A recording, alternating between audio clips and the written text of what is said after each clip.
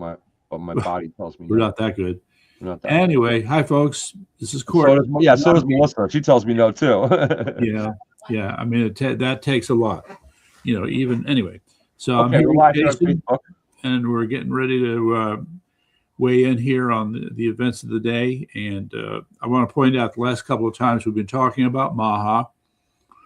I mean, there's Yep. there's so much to it. And I'm the kind of guy who likes to structure things and try to make them methodical. And sometimes you can't do that. And, Yeah, there's so much to Maha that Common Sense News and Entertainment is aiming to have an entire show, weekly, probably daily show okay, but, dedicated to Maha.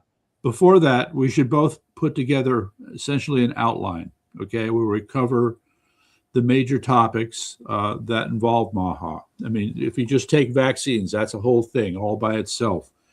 The lessons learned from COVID, that's a whole thing just by itself, okay?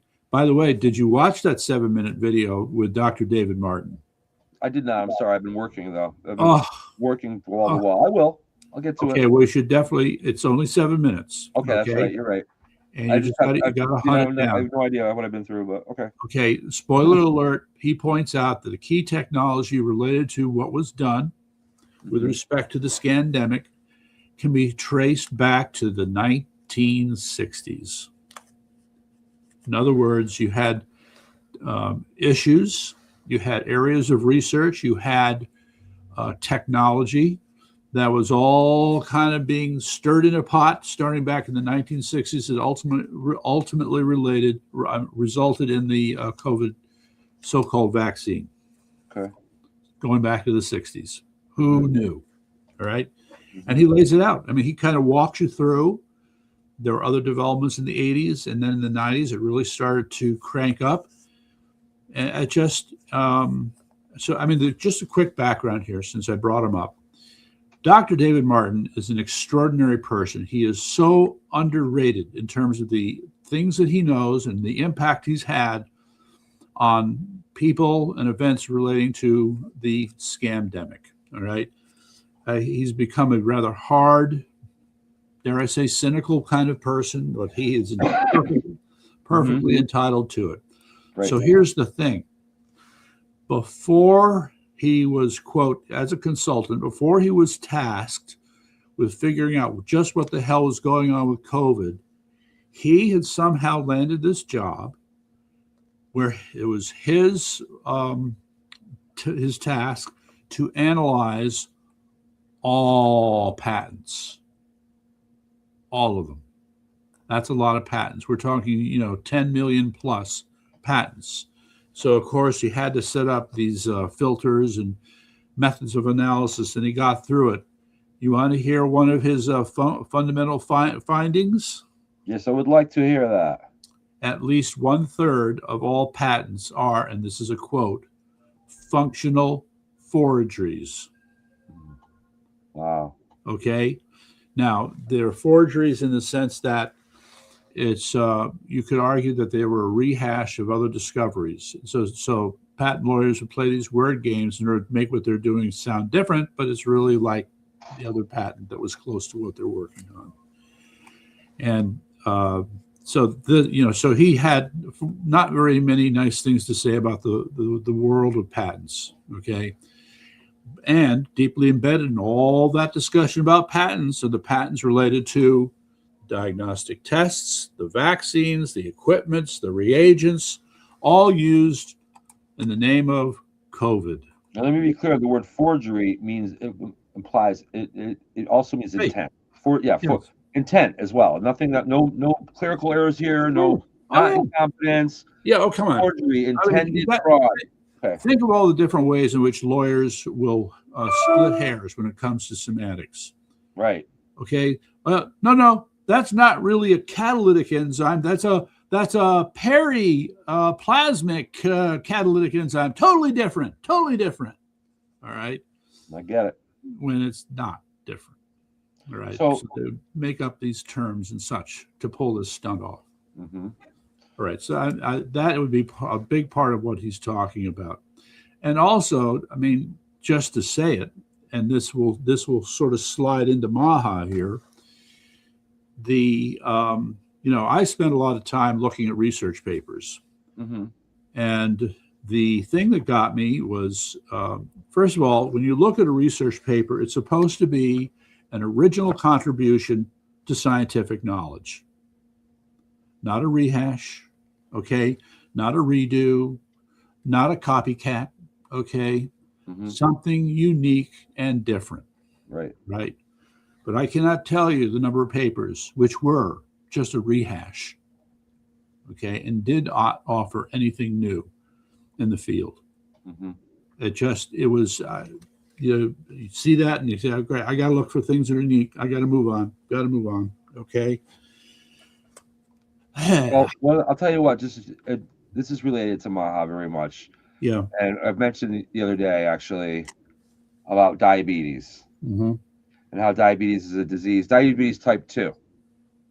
Diabetes type 1, in my understanding, is generally a genetic condition where it's a birth defect, essentially, where your pancreas is not functioning properly. And that's why so many children have diabetes part 1. I dated a girl in high school for 2 years who had diabetes part 1. That's not what we're talking about here.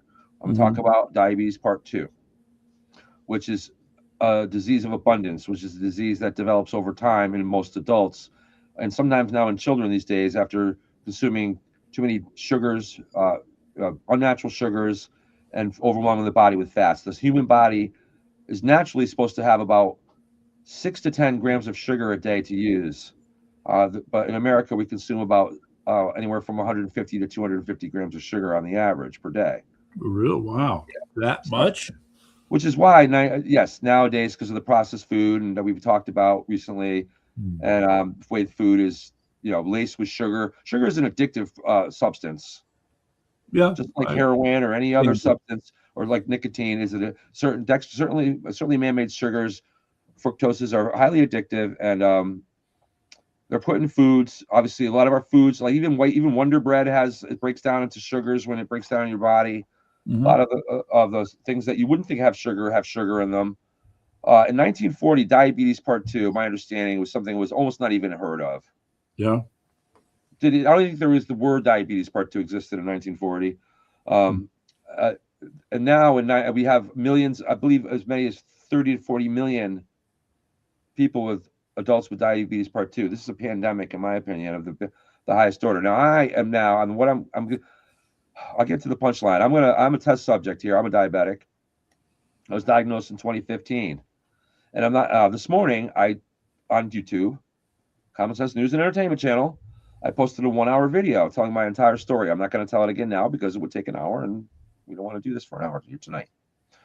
The story is, in short, though, that for the first 3 weeks, I was scared to death. I took metformin, went along with the prevention or the managing method. Mm-hmm. Then I learned about it myself, went on an effort to go on an all-raw diet to cure it, essentially. I'm not interested in managing a disease. I'm interested in curing it when I have one. Thank you very much. Mm-hmm. However, Western medicine seems to be designed to just treating the disease, managing it and treating it, not curing it, which to me is mind-boggling to begin with. When some doctors will actually dare to tell you that there are cures to diabetes part 2. And in essence, diabetes part 2 is a disease of abundance from too much of things. Yeah. Whereas a disease like malaria is a disease of scarcity with not enough of things, like you're malnourished in Africa. Now, how do you fight a disease of scarcity? You do it with abundance. You feed the people. How do you defy or beat a disease of abundance? With scarcity. You don't eat for a while. Fast. Fasting is good for you, even if you're a diabetic. Now, here's the punchline. I'd say especially. I struggled for all those years to get the diet right, and therefore did a lot of damage to myself, actually, and let diabetes progress to a pretty deep level by the end of 2023. Thankfully, in 2024, I got my act together and got a lot of things straight to get to stabilize things and get myself maybe even a little bit of improvement, I would say. However, I haven't cured anything. Mm-hmm. Now, as of today, the punchline is I have dealt with bouts of ketoacidosis over the last year and a half. Not too frequent, thankfully, but devastating, debilitating for the day that it lasts. Mm-hmm. I had one last Sunday on the Ides of March of all days. Yes. I know how Caesar felt getting it in the back. But I'll give it to you briefly. I call it the gauntlet. The gauntlet is a combination of three things, actually four. I'm going to add a fourth one. The first one is extreme shortness of breath. The second Really? one Wow. is severe nausea with no sign of vomiting or relief to help it, just severe nausea. The third one is extreme low energy. And I don't mean low energy like I don't feel like playing tennis today. I mean low energy like I don't even want to sit up right now. Mm-hmm. Fourth one is a mental mind fuck it does, where it makes you, I'm a very optimistic person. It changes. Oh, God, take me now. I'm ready. This is terrible. Mm. It lasts a day. The second, it's so bad that the second day usually is a day of recovery. And then it's over. I went through that about, I don't know, 8 or 9 times over the last year or so, every few weeks. Yeah. I'm aiming to get rid of it. I have to cure diabetes to get rid of this phenomenon. Right, so this would be. What's fine is this. I have not eaten since I did 3 successful water fasts between 2017 and 2019. Not since then. But now, after dealing with what I dealt with on Sunday and Monday, I have not eaten now since Saturday night at 11 p.m. I'm up to 94 plus hours or so on a water fast right now, which is a new personal record. My old record was 81 hours, I believe, back in 2019. I've now shattered that record. I'm going to go till tomorrow sometime. I'm going to end it tomorrow at about 100 hours. And I can tell you right now, you would think that now having food for 5 days would make you feel like crap. But I haven't felt better in 6 months than I feel right now. Okay. Well, I was just going to say, no wonder you look so pale and gaunt.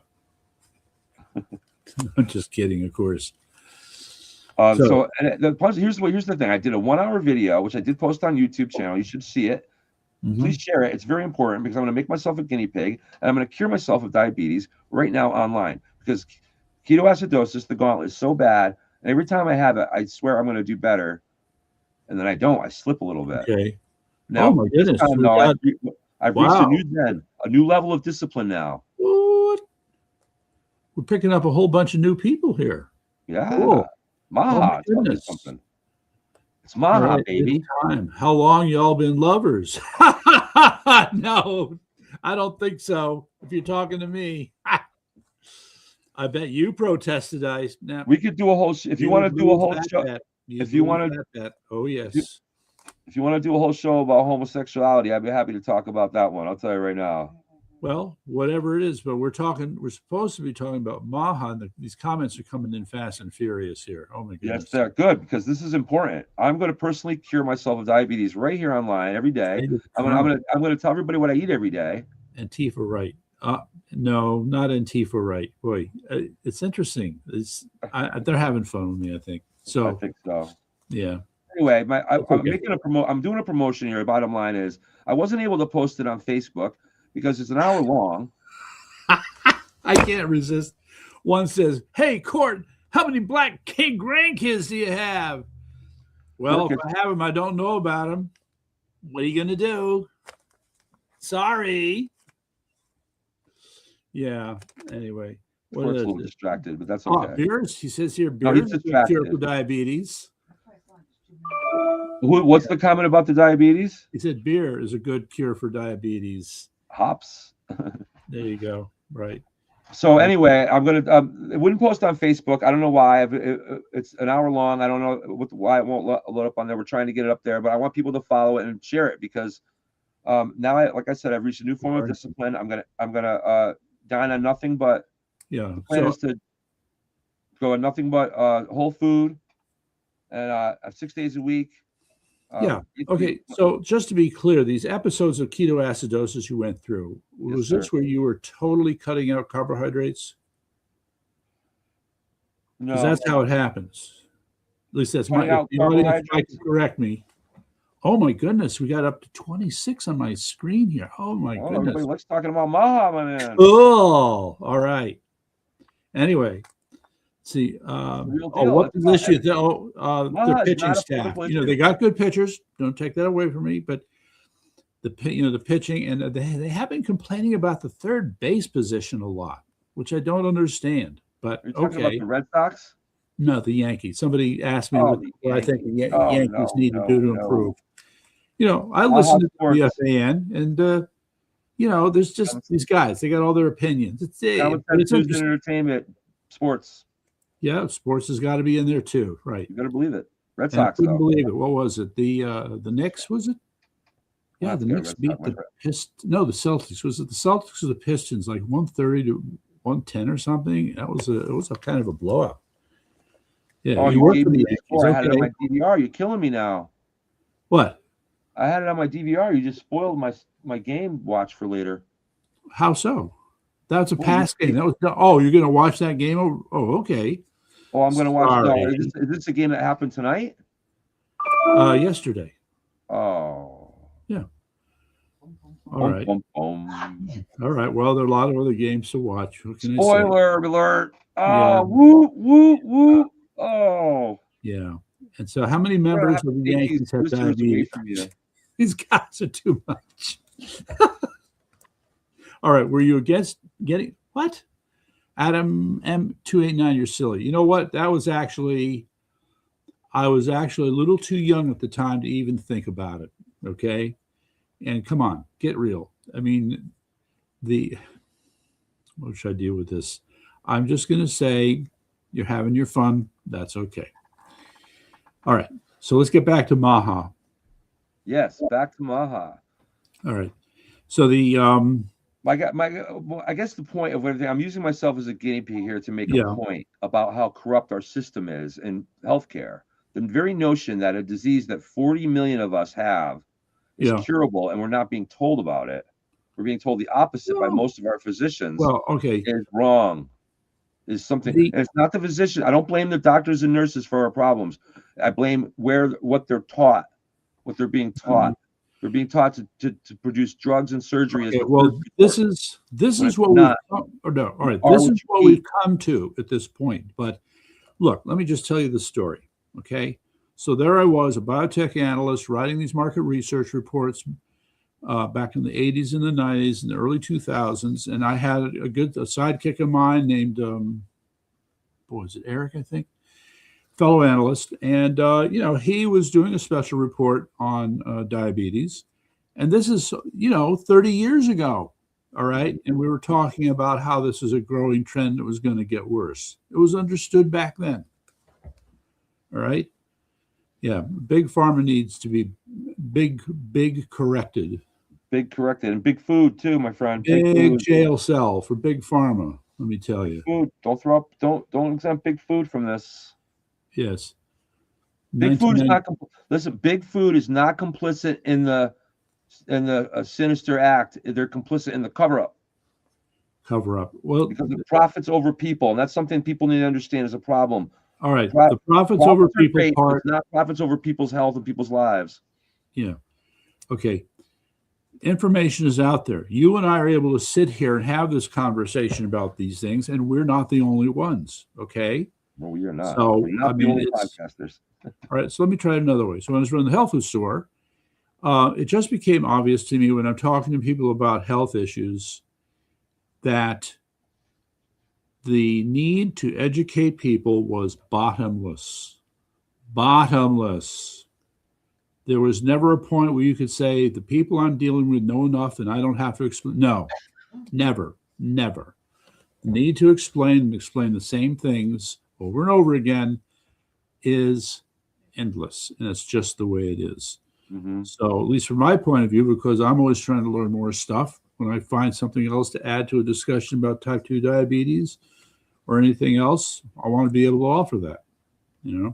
Anyway.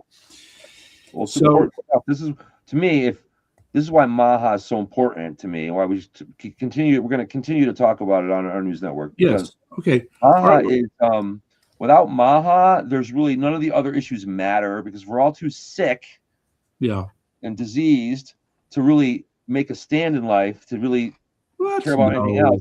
No. Well, listen, when I'm on the gauntlet, when I'm feeling symptoms, like the last thing on my mind is helping America or doing my podcast or doing the things I do. It's about just, I invert and I'm not active in, and participating in society or whatever. And when people aren't healthy, how many people in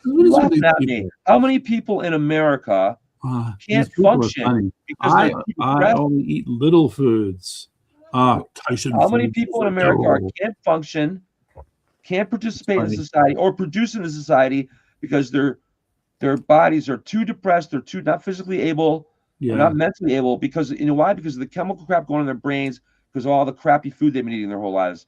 These have adverse effects on people's not only physical health, but mental health. They're not just obesity, but their very existence. There are very so many livelihood. different types of adverse effects to talk about. It's just Limbaugh said once that there are enough diagnoses. If you added all the diagnoses of diseases in this country, there's like 6.5 diagnoses for every living man, woman, and children in the country.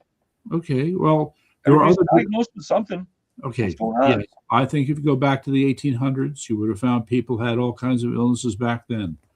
You know, infections were brutal. A lot of people just died from infections that they would recover today. Okay. Correct. And so there's a sense, instead, let's say there have been the easy diseases to treat, if not cure. And now we're taking on the ones that are more and more difficult.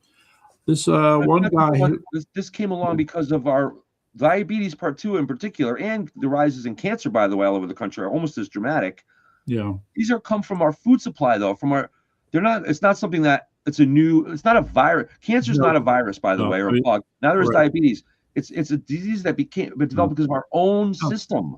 No, the way people fight about this is to look at this as an argument of environmental causes of cancer versus genetic.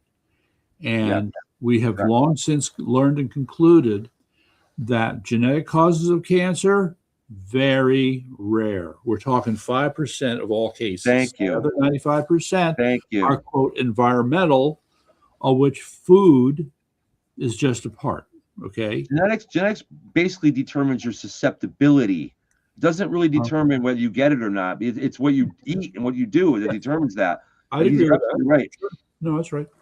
Yep. So, but this becomes an interesting issue. For example, there's this thing called, was it brittle X syndrome or something? All right, you keep talking. I got to. Yeah, that there's I'll be right back. Chromosomes. Yeah. Okay. Stop. All right. Where'd you guys go? Everybody ran away. What's the matter with you? Okay. How many ICE agents you yell at a day? That's silly. I don't yell at any ICE agents. I cheer for them, in case you're wondering.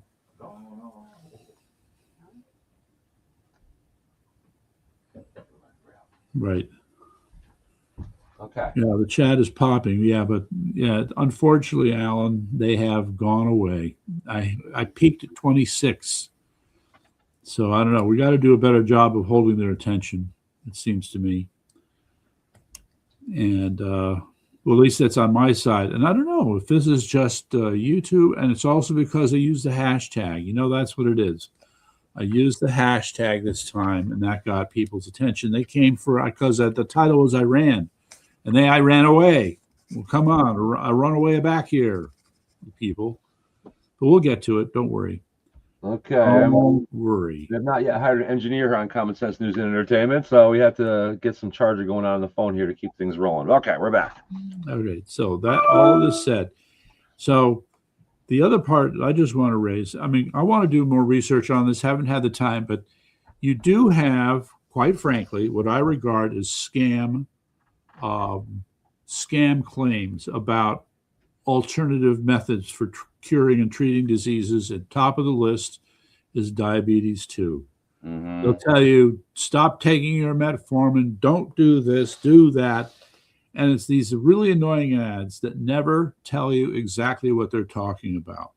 Okay. They lure you for 45 minutes, a bunch of crap, and then we'll get to the punchline. Yeah. Yeah. Forget it. So when I see that, I just said, no way.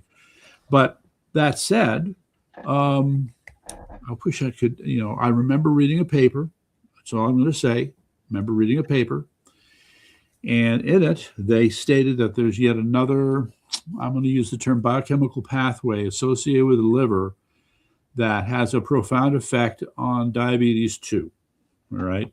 Mm-hmm. But I think, see, what happens is you discover this biochemical pathway. So now there's the core molecule of the pathway, and now you have these enzymes and cofactors that then influence that core molecule.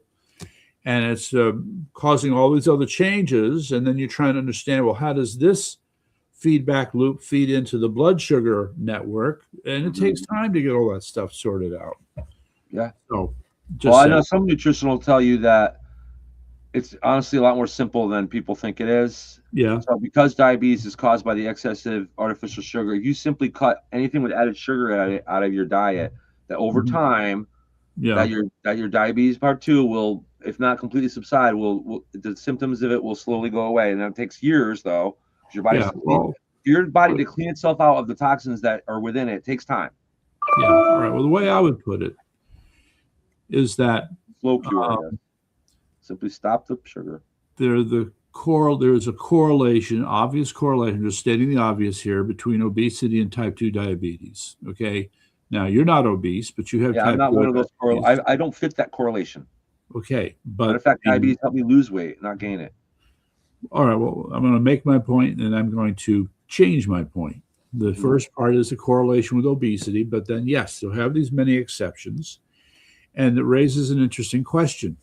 What kinds of factors are in your body that are predisposed to type 2 diabetes, which might be, shall we say, pushed a little bit by obesity, but by themselves can still cause obesity? Still cause type 2 diabetes? Do those things exist? Or let me ask you talk about predispositions. If the fact that I have chosen not to take any of the medications and just not follow the Western method, is that part of the reason why that obesity, the things are happening the way they happen with me and not the other way around? I mean, I don't know that, but I'm wondering. There's another easy way of talking about this, and that is you are told that right now you have somewhere in the order of 100 trace amounts of 124 or 120 industrial chemicals in your body, okay? So fire retardants that have to be put into your clothing, okay? Plasticizer solvents that you're drinking because you got orange juice in a plastic bottle or the water bottle, okay? It's been sitting around for a while. Yeah, I still don't know how to solve that problem. Well, the answer is, all right, with some people, you got to look at each of these things and say, I have to replace this plastic thing with glass, with metal, right, but what do I put ceramic. Okay. So our tap water is too low in sulfur. That's another one. You're right. That's my bugaboo. He's right. So yeah, all these things. So yeah, guess what? Yeah, K-cups are killing us. Like it or not, you go back to the old-fashioned method. So I've got this old, it's a German-made coffee machine, and the carafe, if you will, for the coffee is stainless steel, and then I use a metal filter. All right. Okay, but when I'm pouring the water in, the tank unfortunately is plastic. Okay, so still some plastic can end up in there. And just to percolate for the win. That's funny. Thank you, Alan. Okay. So the problem then is finding a setup, and you got to search, and it's going to be more expensive. But the point is you're going to cut this stuff down. What was it? That other video that I sent you for 2 hours, Dr. Lee, the guy from Harvard, where he was talking about, he's doing his Maha spiel. And he spent a fair bit of time talking about microplastics. This is a serious problem. Okay? Yeah, it is. That he said that we could have as much as the equivalent of a credit card. If you took out a credit card, it's all plastic, you could have that amount distributed in your brain. It's like, whoa. Wow. How do you ever get that how do you even get that out of there? Probably you don't, probably. You don't. But the problem years and years of well, you probably do, but it takes something like that takes years and years and years. Guys from Harvard, I'm supposed to bow down and say everything you say is correct, but no. There's this little thing. It's called the blood-brain barrier. Can I talk about the blood-brain barrier for a minute? Got guys from Harvard watching. Let me say this. With the kind of crap that's going on with anti-Semitism, we don't trust that. How can we trust anything going on in that campus? Well, it's not these people are individuals. And by the way, the greatest irony of all for Harvard, are you paying attention, Alan? Was the researcher who got caught fudging her research. Thank you. And what was her specialty for research? Scientific integrity. The researcher on scientific integrity at Harvard was cheating. Oh, jeez. Haven't you ever heard of SIF? Haven't you ever heard of SIF, SAF, Science and Scientific Integrity Fraud? You know, of course I have. I know it all too well, you know. And there are times. No, it's FISH. It's fraudulent integral science at Harvard. FISH. Okay. Yeah, and so I mean, so there was her. Let me get back to Dr. Lee and his point. If you're talking to anybody who went to Harvard Medical School over there, then we'd like to get them on as guests, and or we'd like to talk. I can't see what they're writing, so we got to change that technology. Yeah. Okay. Well, I don't know. At some point, you know, we get to we'll see this. Not in academia. Say it isn't so. Yeah. Right. He couldn't resist. I got academia and street smarts going on over here, everybody. So you can't fool me over these Ivy League schools. Mm-hmm. Well, it's okay. I have to go back to the other video I sent you, which you haven't watched. I know. I feel like catch up. I'm in third grade again, and Mrs. Purnell is yelling at me for not doing my homework. Yes, I am yelling at you for not doing your homework. Like being back in school this conversation will be elevated to such a fantastic high level if you just looked at these videos. That's what Sundays are for. Okay, and it's because I'm expecting you to have insightful commentary. I'm ready on these things when you watch them. Okay, I'm just feeding you the stuff from Dr. David Martin from my perspective, but you listen to him and you're going to go, wow, you know, that reminds me of. All right, we need that. That's what Sundays are for. I will watch them on Sunday. All right. Anyway, the third video that you have not watched is the 5 Laws of Stupidity. Oh, I saw the headline. Okay, that should be enough to make you drop everything and want to watch this thing. It's only 15 minutes. You're making me feel stupid already. Okay, tell me. Let's talk about them, though. I can bounce off you. Let's talk about them. Okay. I think it's a good subject. The 5 Laws of Stupidity. Okay, so the author of this, the author of this is a little-known Italian sociologist named Cipolla. I think Cippola. I think that's the last name. Yeah. But you got to watch it. Okay, so he breaks people down into 4 broad categories. Okay, the helpless, the incompetent, bandits, and the competent. Now, what you do is you break this. So you got 4 quadrants. Give me that again. The helpless. You got the helpless. Yep. You've got the bandits. The bandits. You've got the incompetent. The incompetent. I think that's the term for it. Yep. So. And the competent. Okay. All right. I get it. Okay. So you're looking at a typical Cartesian graph. You got your y-axis, your x-axis. Okay. Yep. Okay. The upper right is what we'll call competent. Okay. Lower right are bandits. Okay. The lower left are helpless. Gotcha. And the upper left are what I believe are incompetents, but I have to double check. Where would lazy people fall under? I guess both on the left, right? Lazy would be under both. Incompetent and under helpless. Helpless and incompetent, I guess. Right? Okay, so the way to begin to understand this, and believe me, once I understood this, it blew my mind. It has changed how I see myself, how I see people around me, what I do with people, what I don't do. It's just, yeah. Okay. So when you look at the competent quadrant, you also call that win-win. Okay. So it's measured by your relationships with other people. So where you can say, I'm doing something that is helping me, I'm benefiting. And if what you're doing is involving another person and that person is benefiting as well as you, that's win-win, and that puts you in the upper right quadrant. Okay. Okay. If you are winning for yourself but causing the other person to lose, that makes you a bandit. And it's win-lose. All right. Yeah. Okay. And then Okay, so then, yeah, incompetent. So then if we go up to the incompetent, that's where what you're doing is causing you to lose, but the other person benefits. Yep. Okay. Okay. And then the So lose. helpless is lose lose. Whatever you're You doing, lose. you're losing. And everybody else is losing, trying to keep you going. Yes, in Yep. effect. Okay.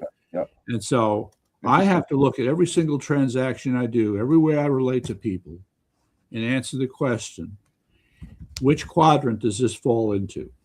Oh, Okay. that's And interesting. I want to make damn sure that above all, that to as much as possible to be in that upper right quadrant. So that's that in a nutshell is the 5 laws. I mean, that's the graph for it. But the 5 principles of Yule, the first is there are more stupid people than you realize. That I knew. Okay. Although it took me into my 30s to figure that out, but I knew. All right. I But you figured did. that out. Okay. Okay. And you can only underestimate. So the second principle of law would be that you can only underestimate. I mean, because there are more than you realize, you're always underestimating how many there are. True. Okay.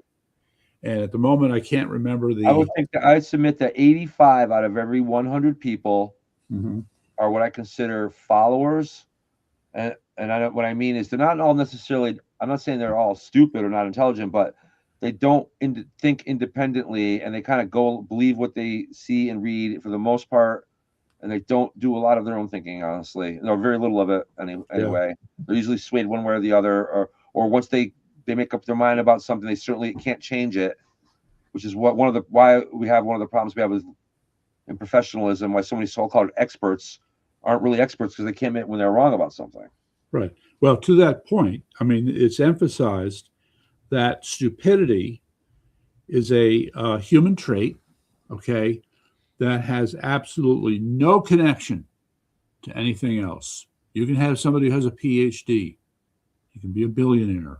Mm-hmm. He can still be stupid. Gavin Newsom, everybody. Right. Yeah, you're right. You're absolutely right. What's the third thing? Okay, so I'm trying to pull it up here if I can. I went to the wrong page here. My apologies. Maybe this one. It doesn't mean, I think that there are a lot of people that are of average intelligence, I would consider. They're not particularly smart, but they're not particularly stupid either. I think it actually presents more people than anybody else. But those people still tend to be led by others. Well, but yeah, because you fall for the fallacy because they're rich, because they have a PhD. Mm-hmm.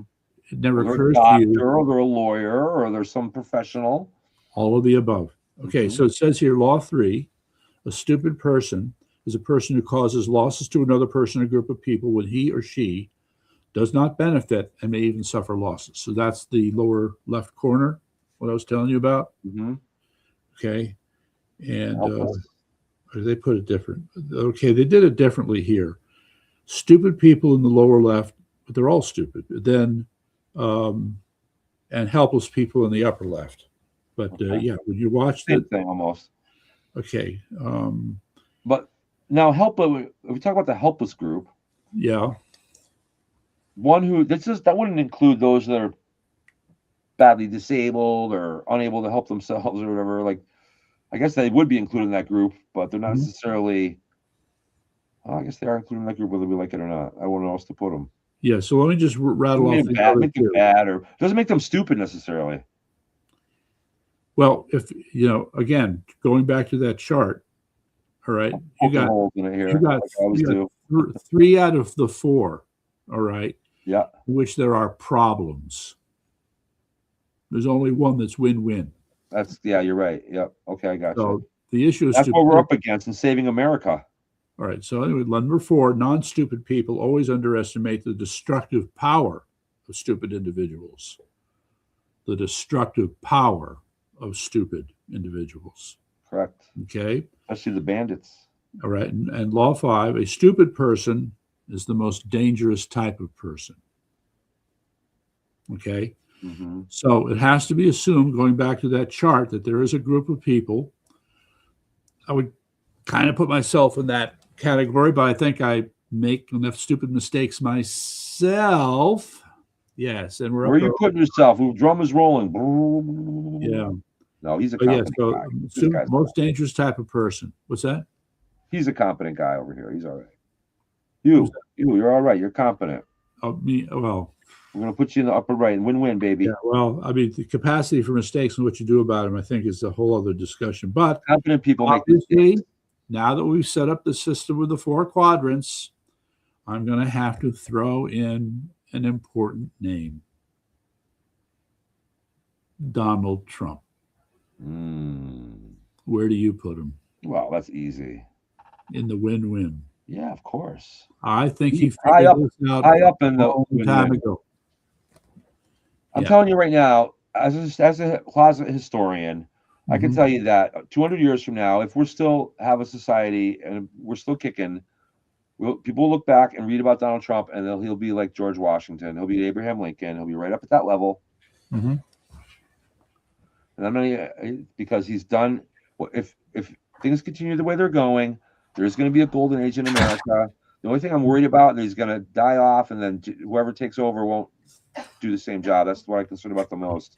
Right. Okay. So everyone knows George Bush was no Ronald Reagan. Everyone knew John Adams was no George Washington, and certainly what's his name? Andrew Johnson was no Abraham Lincoln. So, but JD Vance looks really good. I like him. Let's hopefully he's going to be an important guy coming up. And Donald Trump's high in the upper right, and so is JD Vance, I believe. Yeah, I mean the reality is the bench is deep. The bench is deep. It is deep. And then when you look over to the Democrat side, God help us all. So given the political atmosphere we have and this graph you just brought up, how do we win? We have to subdue the bandits. We have to fed out the helpless, and we have to help and fed out the helpless. And then the incompetent, we have to, I don't know what we do. We have to convince, I guess.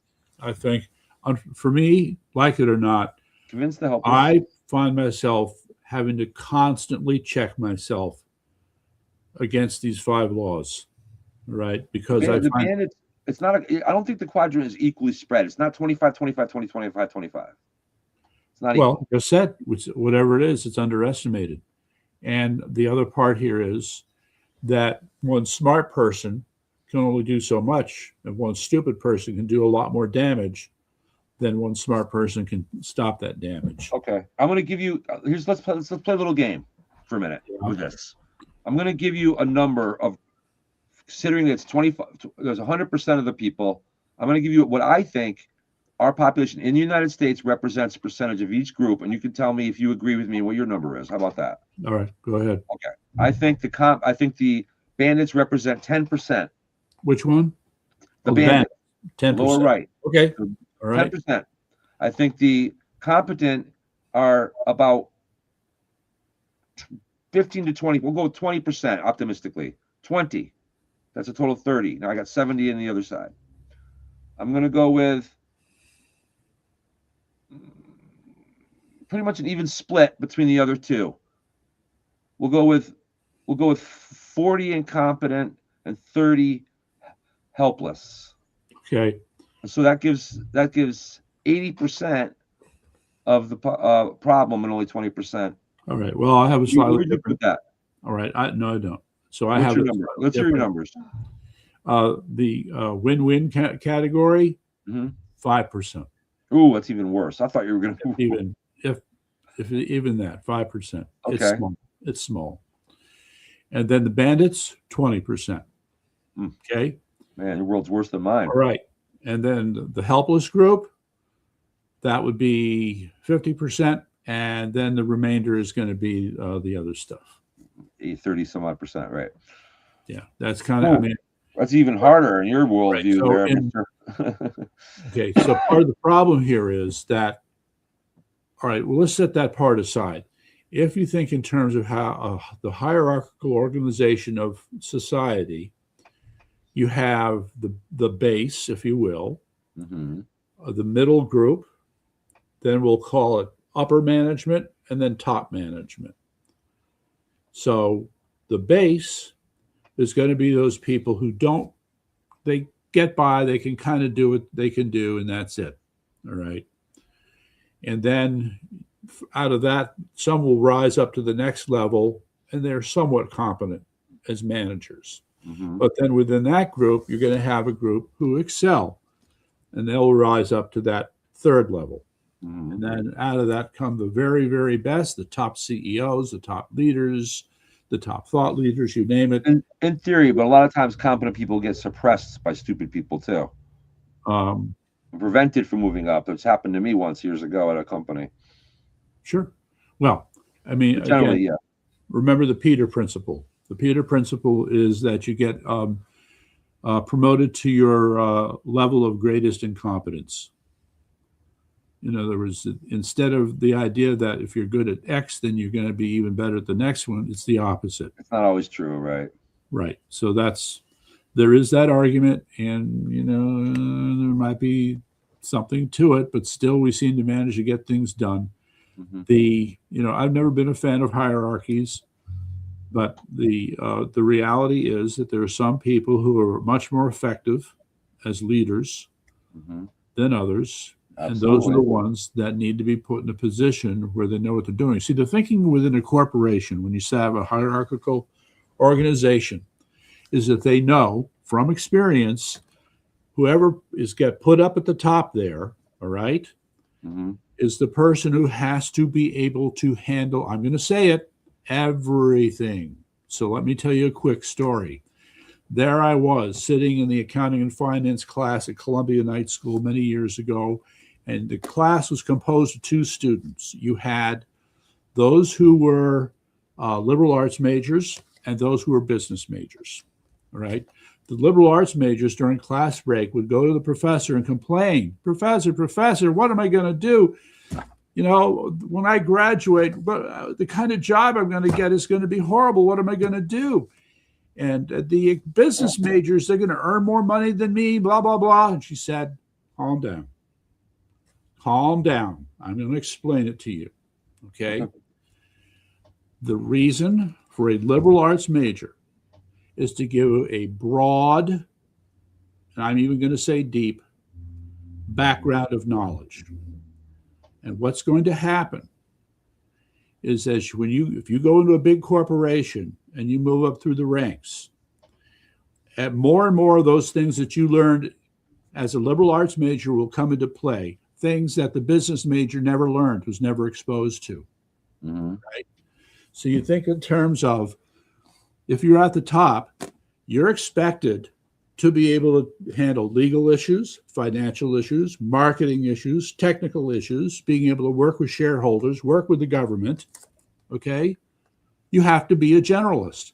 Everybody talks about how we live in the age of specialization, but the people who are going to be effective in running an organization are generalists, all right? It helps if they're endowed with a certain amount of curiosity and want to absorb and understand as much as they can. Which is why in medicine we have too many specialists and not enough general practitioners. Correct. And in this case, it's because the general practitioners don't get paid well. In an organization, in a corporation, you have a very clearly defined organization. There are many types of organization, but you get the idea. So then we hear the term fast track. Oh, those MBA graduates who got put on the fast track.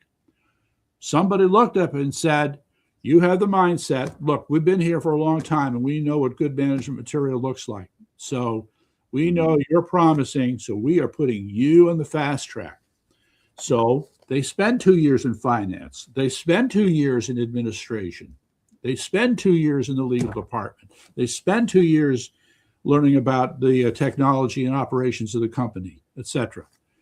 Okay? And then they are eventually ready to start rising up because now they know how to handle all the different parts of the company. Right. Okay? All right, we got about 10 minutes left. Do we want to talk about the Iran war before we move on? Or let's talk about the Iran war. We got to get into that a little bit. I want to bring up the Strait of Hormuz. Okay, I want to behave like a war general here for a minute. Okay, well, I want to bring up a question. I got to bring up a question. Sure. The Strait of Hormuz is obviously a problem, right?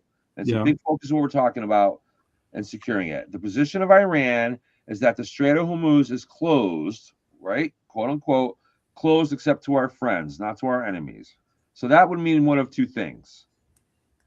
The Strait of Hormuz is either being patrolled somehow by Iran. If you're going to say the strait is closed, you must have some sort of authority or policing power over that strait in order to choose which ships go back and forth. Am I right or wrong? Right. In order to do that, they must have some kind of a strategic give me a chance to respond. That's okay. Okay. Now, you got to let me finish this. If they don't, it's either that, or if that's the case, then we should be able to take our United States military with our allies, we should be able to just take that area without a problem and open up the strait. One. Or the other scenario is maybe they don't have that type of authority. They've laced the strait with mines. That's the other scenario. Mm-hmm. And it's just mines that are the problem. They don't have any policing power. They don't have any control over who comes and goes. They've simply mined it.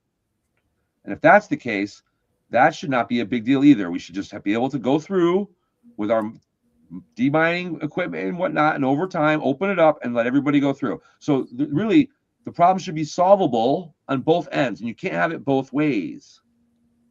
So what's the answer to that strategic question in the Strait of Hormuz, which is only the size of Connecticut, by the way? The general area around the Strait of Hormuz is reasonably close to the size of Connecticut.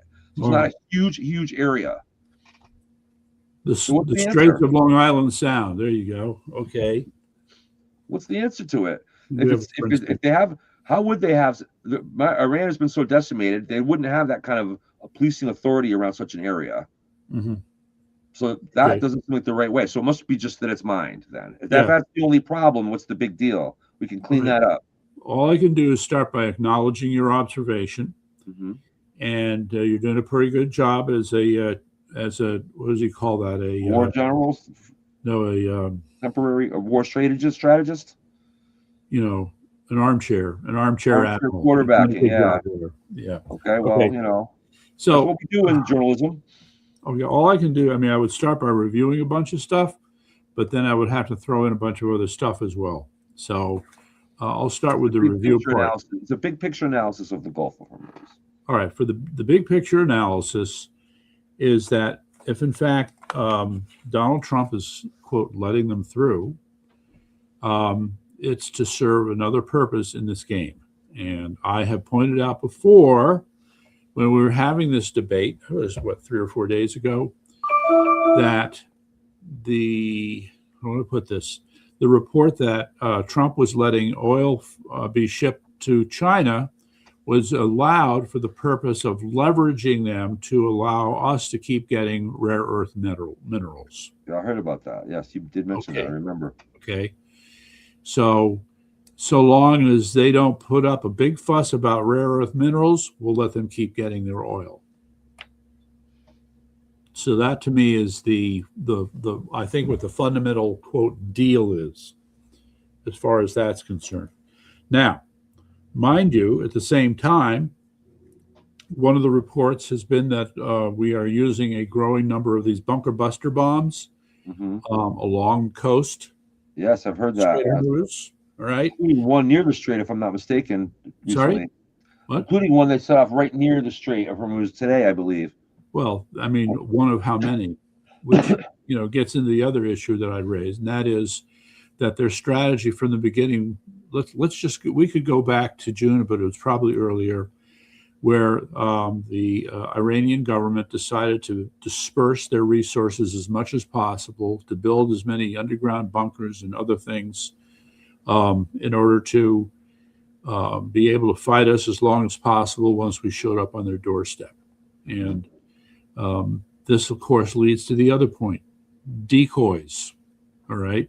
Mm-hmm. They could easily build fake warehouses, and if you don't have any intelligence on what's in there, you're just going to go ahead and bomb it and blow it up and say, look, what we did. Yeah, we're pretty good at this. My understanding is that we have a very good intelligence program going on right now, very competent and pretty, I don't know. Of course, they're going to say that, but, okay. So, I would agree. You know about a lot of these. We're hearing reports already, for example, of tips that are being given about where certain leaders are, and Mossad is quickly dispatching them. Yeah, that's right. We're getting tips from my understanding is we're starting to get tips from Iranian citizens about where some of these people are now. Yes, as well as some of the warehouses and such. Okay, doesn't mean you got them all, right? No, of course not. Okay. Take time to weed out these creeps. All right. So the hard question here is, the Iranians have to look upon this as a quote, sort of an end game strategy. The way I would characterize it, all right, is you imagine a line. So their capabilities are coming down like this, right? Yes. So think of it as an asymptotic line. And now, so here's the x-axis, and their capabilities are getting closer and closer to zero. But at this very low level, they're able to drag it out. Yeah. Drag it out as long as they can. Okay. Now, sure, they have a lot of hidden stuff around still. Absolutely. Yeah. All right. But here's the kicker. Here's the kicker.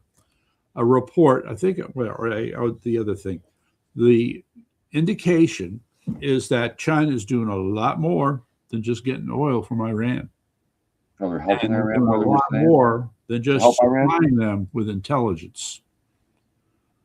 There's a report that they're sending these guys rocket fuel. The Chinese are sending the Iranians rocket fuel. I just feel like it's going to be a futile effort. I feel like as we go along here, they're week in and week in, the 80 million people in Iran that are in there that hate these people are going to eventually come out and crush them. All right, but that said, all right, yes, you're absolutely right about that. Couldn't agree more. Okay, the hot issue here is that the what's the remnants of the IGRC couldn't care less about that. Okay, all they're going to be doing is thinking about how they're going to keep pulling another trick, coming up with another way of fooling us, finding another way to fight back, another way to kill some more Americans. The platform from which they'll be able to operate that sentiment from will shrink and shrink, though. And so, and there's always you say shrink, but it's shrinking. It's been shrinking quickly, but now it's going to shrink slowly. That's correct. But once it gets down to this level, though, we'll be at a point. It'll be low enough to where civilized people can hopefully form some type of new government in Iran they can't fight the battle on two fronts. They can't slow walk us to death and fight whatever's going on in Tehran or pick another capital or whatever. Right. I just think in time, you're right. The slow walk, this won't go away. But I think there's some point soon. Actually, there will be a declaration to the end of this Operation Shock Fury, end of this war. Right. And I think it'll be soon. But the struggle, what you're talking about, this slow walk, will go on for probably years. Well, it's not you know. All right. So the other thing, right. Islamic theocracy-driven Islamists are never going to completely go away. Those people are fight to the death. You can't negotiate with them. There's always going to be problems with them as long as they exist. Mm-hmm. So that's Iran, especially because Iran's been the hub of it. So this will not go away to a peaceful, wonderful ally with no problems. Iran right away. That will take a long, long time. All right. So I texted you. I texted you earlier about this report that the IGRC had arrested, quote, 111 monarchist cells, as they termed them, as well as a number of other individuals. So they believe that they're capturing a network that's going to fight against them and depose them. All right. So they send out this message. I don't know how true it is. When you say capture, though, you mean in a good way. Like it's more like recruit, like bring in. No. The IGRC, the bad guys. Oh, okay, found, and they say they found and arrested 111 quote monarchist cells that they think are going to try to take them over. Yes. Okay. So this is their way of 111 out of 80 million. Us, we got you. Look at all of you people we've arrested. Blah blah blah. Oh, yeah. Okay. All right. There's another 10,000 that want to take them down. They can go ahead and say that. Meantime, I'm hearing more reports of the Iranians in America and in Australia looking at ways in which they can start putting together replace the new government. All right. This is on their mind. They are trying to figure out how to pull this off. Mm-hmm. All right. So you've got Mossad killing off the remaining leadership. You've got them pulling it together to form their new government. You've got the Iranian government claiming to capture all these people who were part of some larger spy network. There's another claim that they shut down this quote pirate TV station that the opposition was setting up. Mm-hmm. So, from the point of view of how's it going for the mullahs, you can say, yeah, they seem to be finding these things. Well, there's just one problem, guys. More are coming. More are coming. A lot more. So I'm not sure you're going to be able to keep doing that for so long. It's going to catch up with you. That's right. Yeah. They may have arrested 111. What did you just say before about even if 10% or 5% of the people are competent? There's about 80 million Iranians. So that's a good 7 or 8 million people that are competent in Iran that want to take you down. You got 111. I'm going to throw in one other here. You're going to have to do your homework on. Okay. Here's the word. First grade, we go. It's a time management issue.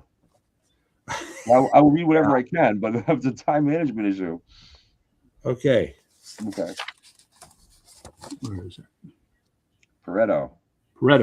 Pareto's like Torino. Another Italian guy. After 96 hours, everything looks like pretty smart. You know what I mean? Yep. Okay. So Pareto's principle, based upon observation, he noted that in a group of people, well, we'll just take sales. All right. So you got 10 salesmen. It will turn out without fail that 2 of those 10 salesmen, 20% of the sales force, will account for 80% of your sales. That's true. I know that I've worked in sales, and I know that's true. Right. Statistically, mathematically unarguable. Yes, that's right. So you've got in most industries, it depends on what the commissions are and how it works, but generally speaking, well, if you look up Pareto's principle, you're going to find out that it shows up in so many different places in so many different ways. Mm-hmm. Sociological phenomenon, biological phenomenon, physical phenomenon. There's something about it. Okay. So now the question is, how might Pareto's principle apply to Iran? Okay, to put this another way, you've got some number of people who make up the Iranian government who are in the other 80% that don't contribute that much. Mm-hmm. And if they're bumping off the leadership, which would be at the top of the pile, all right, what are you left with? So-called leadership that's basically an incompetent rabble. Right. All right. And so that said, they're still going to hightail it into the hills if they can get away with it. I still don't see them surrendering. Right? No, they're never going to be. You know what? I think you're right. They will never formally surrender. They'll just have to be eradicated. That's right. To the point where they just become a nuisance. They're always going to be. I'm telling you, they're going to be a nuisance for probably forever. That's entirely possible, but they're not going to. They have to become. We have to reduce them to a nuisance. Just like we have Antifa here. We have a nuisance here of Antifa, right? Mm-hmm.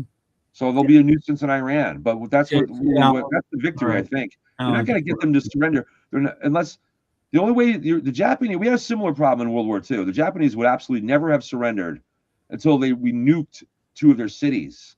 Yeah, and we're not going to ever repeat that mistake. We're not going to nuke. Now, listen, we got to go here in a minute. This is almost over. But let me just say this. The debate about Harry Truman bombing Nagasaki and Hiroshima, which killed and maimed about 150,000 Japanese citizens. And I read a book about Hiroshima. So I know about that. There would have been probably almost as many potentially American lives lost in an invasion attempt at that island. Of those islands in Japan. Japan had a very religious type of thing of their own, shogun and whatnot, and they wouldn't. The shogun warrior there's no surrender in Japan. Mm-hmm. Nuclear weapons did the job and ended that war, even though it killed a lot of people. And I'm not saying that was the right thing to do or not. I don't know, but that's not an option in Iran these days. It's just not acceptable to launch a nuclear weapon against any population, in my opinion. Mm-hmm. So without that option, they're not going to surrender. My point is that with their resolve and their theology, religion, when religion gets behind something, you don't surrender. They're not going to. Mm-hmm. And Trump's comments last week about unconditional surrender is not realistic, in my opinion. Although I think we can still end the war. We can still end the war and declare victory quite soundly.